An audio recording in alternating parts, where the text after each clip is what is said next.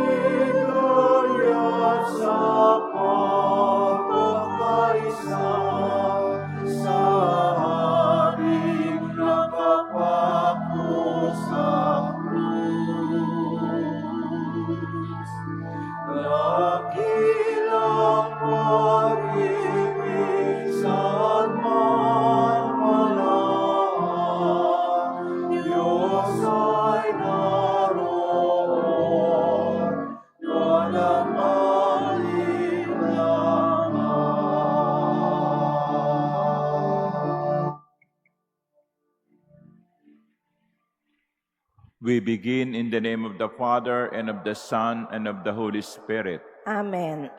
The Lord be with you. And with your spirit. My brothers and sisters, let us acknowledge our sins and so prepare ourselves to celebrate the sacred mysteries.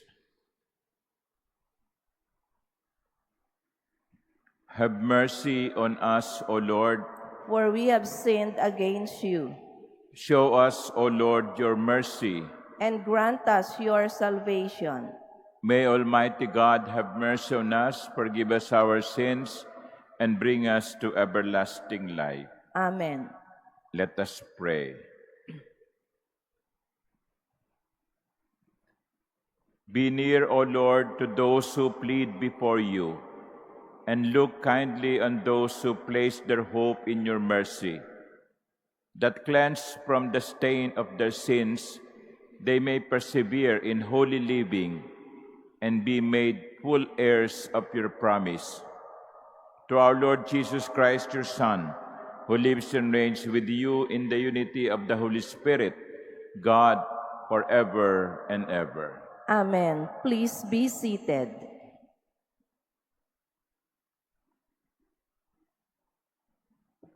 A reading from the book of Genesis. When Abram prostrated himself, God spoke to him. My covenant with you is this: you are to become the father of a host of nations. No longer shall you be called Abram. Your name shall be Abraham, for I am making you the father of a host of nations. I will render you exceedingly fertile. I will make nations of you. Kings shall stem from you. I will maintain my covenant with you and your descendants after you throughout the ages as an everlasting pact, to be your God and the God of your descendants after you. I will give to you and to your descendants after you the land in which you are now staying, the whole land of Canaan as a permanent possession, and I will be their God. God also said to Abraham, on your part, you and your descendants after you must keep my covenant throughout the ages. The word of the Lord. Thanks be to God. The Lord remembers his covenant forever. The Lord remembers his covenant forever. Look to the Lord in his strength. Seek to serve him constantly. Recall the wondrous deeds that he has wrought, his portents, and the judgment he has uttered. The Lord remembers his covenant forever. You descendants of Abraham, his servants, sons of Jacob, his chosen one. He, the Lord, is our God. Throughout the earth, his judgments prevail. The Lord remembers his covenant forever. He remembers forever his covenant, which he made binding for 1,000 generations, which he entered into with Abraham and by his oath to Isaac. The Lord remembers his covenant forever. Please stand.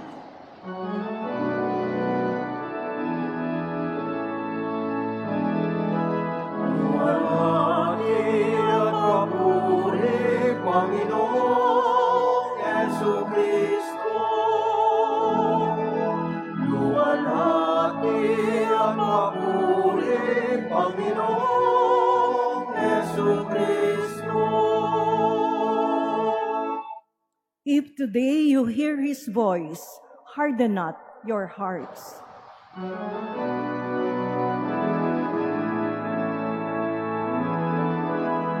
Luwalhati at papuri, Panginoong Jesucristo.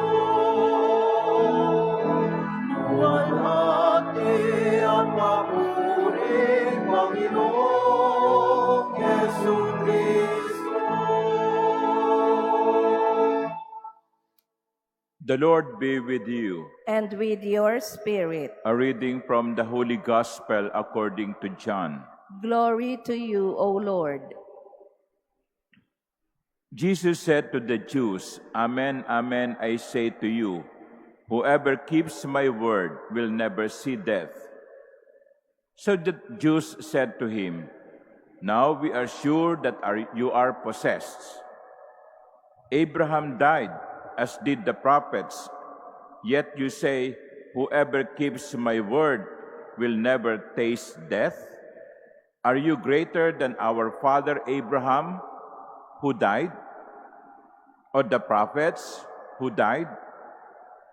Who do you make yourself out to be? Jesus answered, If I glorify myself, my glory is worth nothing, but it is my Father who glorifies me, of whom you say he is our God. You do not know him, but I know him. And if I should say that I do not know him, I would be like you, a liar. But I do know him, and I keep his word. Abraham, your father, rejoiced to see my day. He saw it and was glad. So the Jews said to him, You are not yet 50 years old, and you have seen Abraham? Jesus said to them, Amen, amen, I say to you, before Abraham came to be, I am. So they picked up stones to throw at him. But Jesus hid and went out of the temple area. The Gospel of the Lord. Praise to you, Lord Jesus Christ. Please be seated.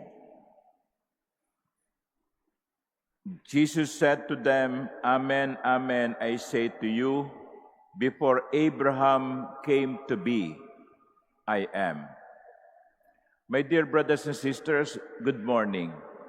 And this morning, I would like to focus our reflection in this sentence of the Gospel in two parts. The first part is about Abraham. Jesus said, before Abraham was or came to be, I am. Who is Abraham, or who was Abraham? His story, a part of his story, we heard in the first reading. His name was changed from Abram to Abraham. And it was with him, Abraham, that the Lord Yahweh made a covenant. And the Lord promised so many things to Abraham. You will become the father of a host of nations. I will render you exceedingly fertile. I will make nations of you. I will maintain my covenant with you. I will give to you and your descendants after you the land in which you are now staying. So much promises. I will do this, I will do that. I will give you this, I will give you that. That is the Lord speaking to Abraham. And what did Abraham do to deserve all these things? Nothing. Because everything was God's initiative.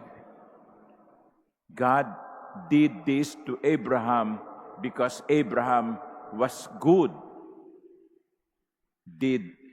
God did this because God took the initiative and was kind to Abraham.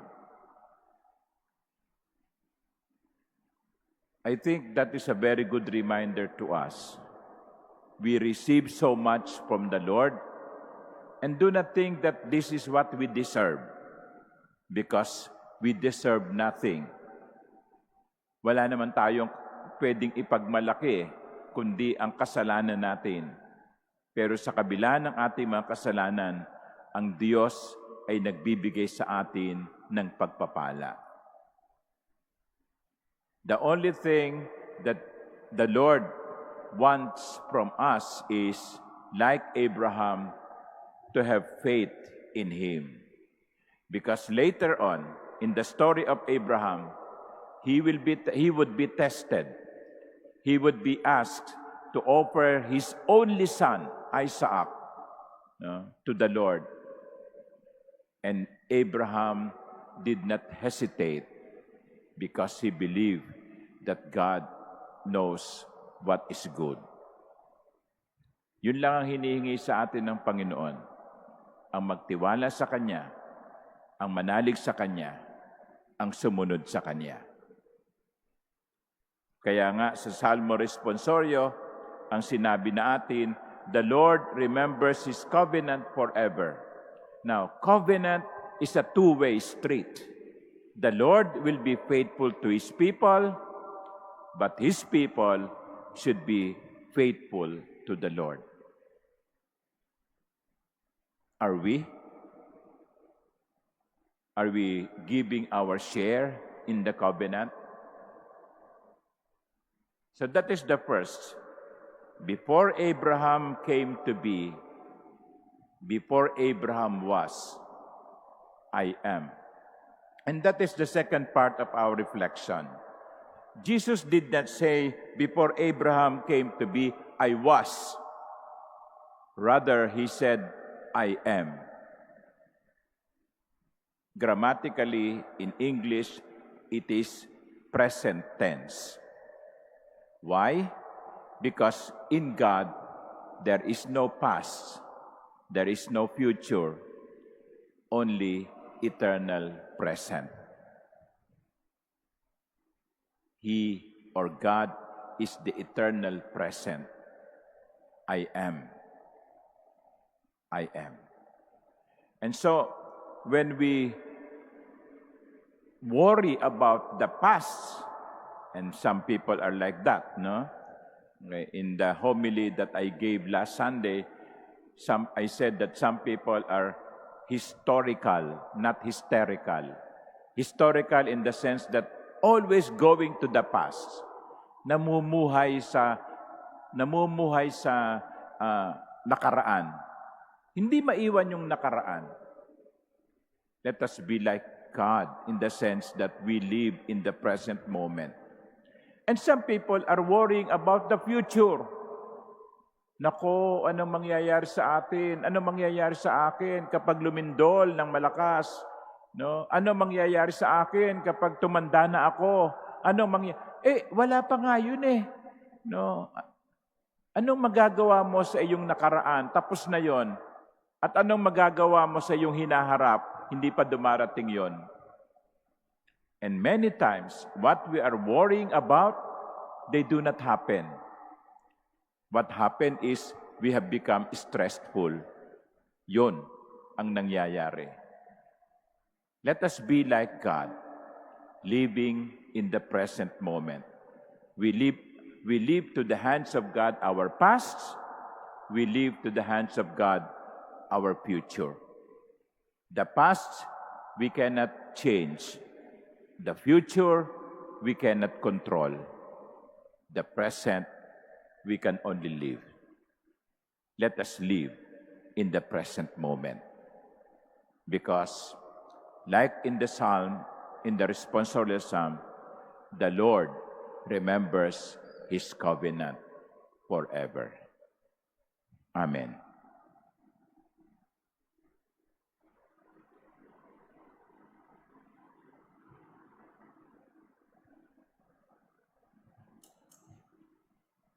Please stand.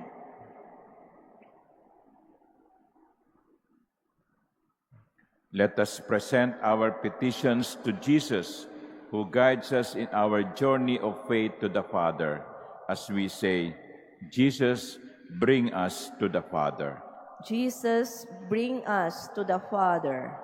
That God's kingdom may exist within the hearts of those who recognize Jesus' presence. Let us pray to the Lord. Jesus, bring us to the Father. That through Jesus we may receive the strength to journey in faith as Abraham did. Let us pray to the Lord. Jesus, bring us to the Father. That our faith may be clearly evident through Jesus' action in our hearts. Let us pray to the Lord. Jesus, bring us to the Father.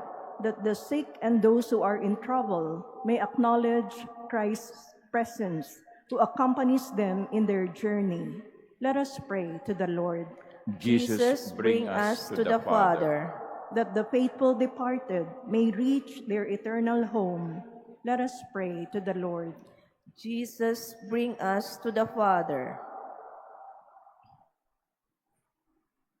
Lord God, grant our petitions and sustain our faith as we journey through life, that our reunion with you may be joyful.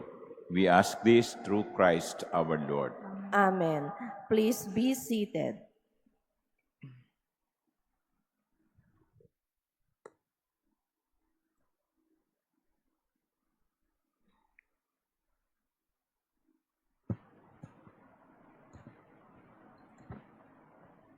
Blessed are you, Lord God of all creation. Through goodness we have this bread to offer, which earth has given and human hands have made. It will become for us the bread of life. Blessed be God forever.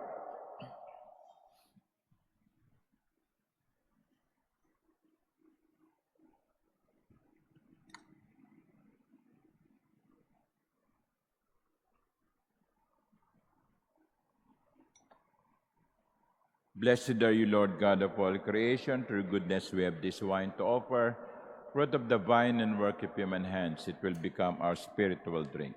Blessed be God forever.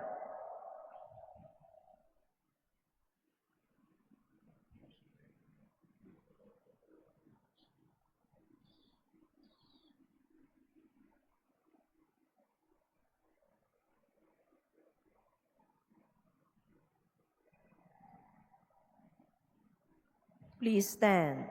Pray, my dear sisters and brothers, that my sacrifice and yours may be acceptable to God, the Almighty Father. May the Lord accept the sacrifice at your hands for the praise and glory of His name, for our good and the good of all His holy church. Look with favor, Lord, we pray, on these sacrificial offerings, that they may profit our conversion and the salvation of all the world, through Christ our Lord. Amen. The Lord be with you. And with your spirit. Lift up your hearts. We lift them up to the Lord. Let us give thanks to the Lord our God. It is right and just. It is truly right and just, our duty and our salvation, always and everywhere to give you thanks, Lord, Holy Father, Almighty and eternal God. For through the saving passion of your Son, the whole world has received a heart to confess the infinite power of your majesty. Since by the wondrous power of the cross, your judgment on the world is now revealed, and the authority of Christ crucified. And so, Lord, with all the angels and saints, we too give you thanks, as in exaltation we acclaim.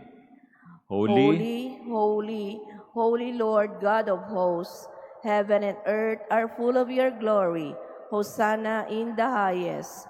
Blessed is he who comes in the name of the Lord. Hosanna in the highest. Please kneel. You are indeed holy, O Lord, the fount of all holiness. Make holy, therefore, these gifts, we pray, by sending down your Spirit upon them like the dewfall, so that they may become for us the body and blood of our Lord Jesus Christ. At the time he was betrayed and entered willingly into his passion, he took bread, and giving thanks, broke it, and gave it to his disciples, saying, "Take this, all of you, and eat of it, for this is my body, which will be given up for you."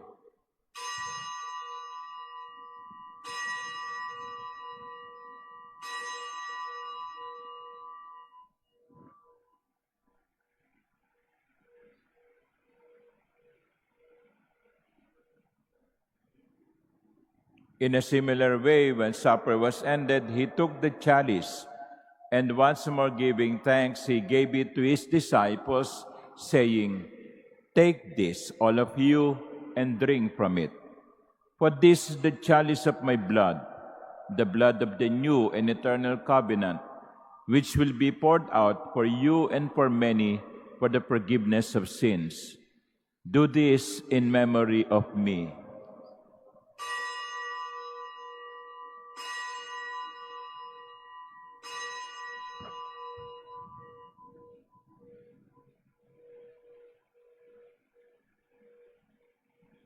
Please stand. The mystery of faith. When we eat this bread and drink this cup, we proclaim your death, O Lord, until you come again. Therefore, as we celebrate the memorial of his death and resurrection, we offer you, Lord, the bread of life and the chalice of salvation, giving thanks that you have held us worthy to be in your presence and minister to you. Humbly we pray that partaking of the body and blood of Christ, we may be gathered into one by the Holy Spirit.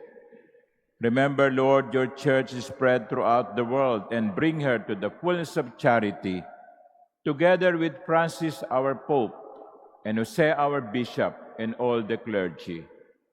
Remember also our brothers and sisters who have fallen asleep in the hope of the resurrection, and all who have died in your mercy. Welcome them into the light of your face.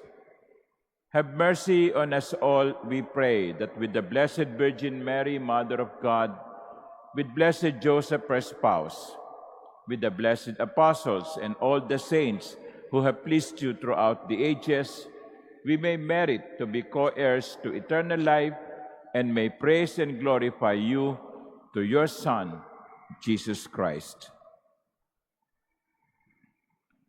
Through him, and with him, and in him, O God, Almighty Father, in the unity of the Holy Spirit, all glory and honor is yours forever and ever. Amen.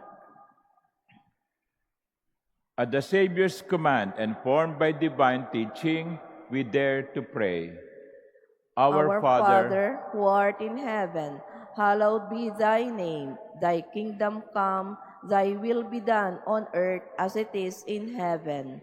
Give us this day our daily bread, and forgive us our trespasses, as we forgive those who trespass against us. And lead us not into temptation, but deliver us from evil. deliver us, Lord, we pray, from every evil. graciously grant peace in our days, that by the help of your mercy we may be always free from sin and safe from all distress, as we await the blessed hope and the coming of our Savior, Jesus Christ. For the kingdom, the power, and the glory are yours, now and forever. Lord Jesus Christ, who said to your apostles, "Peace I leave you, my peace I give you," look not on our many sins, but on the faith of your church, and graciously grant her peace and unity in accordance with your will, who live and reign forever and ever. Amen. The peace of the Lord be with you always. And with your spirit. Let us offer each other the sign of peace.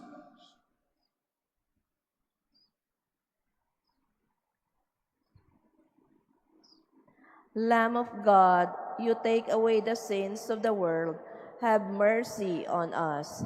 Lamb of God, you take away the sins of the world, have mercy on us. Lamb of God, you take away the sins of the world, grant us peace. Please kneel.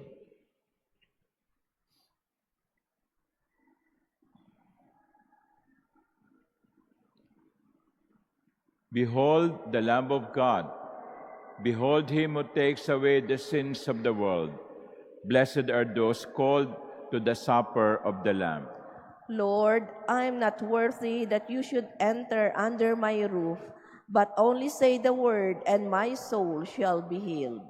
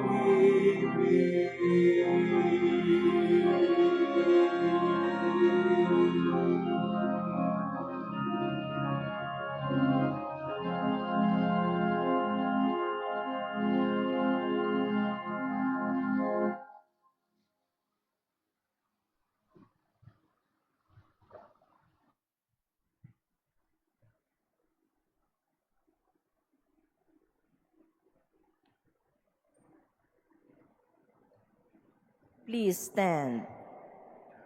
Let us pray. Nourished by your saving gifts, we beseech your mercy, Lord, that by this same sacrament with which you feed us in the present age, you may make us partakers of life eternal, through Christ our Lord. Amen. The Lord be with you, And with your spirit. and may Almighty God bless you, the Father, and the Son, and the Holy Spirit. Amen. The Eucharist has been offered. Go in the peace of Christ. Thanks be to God.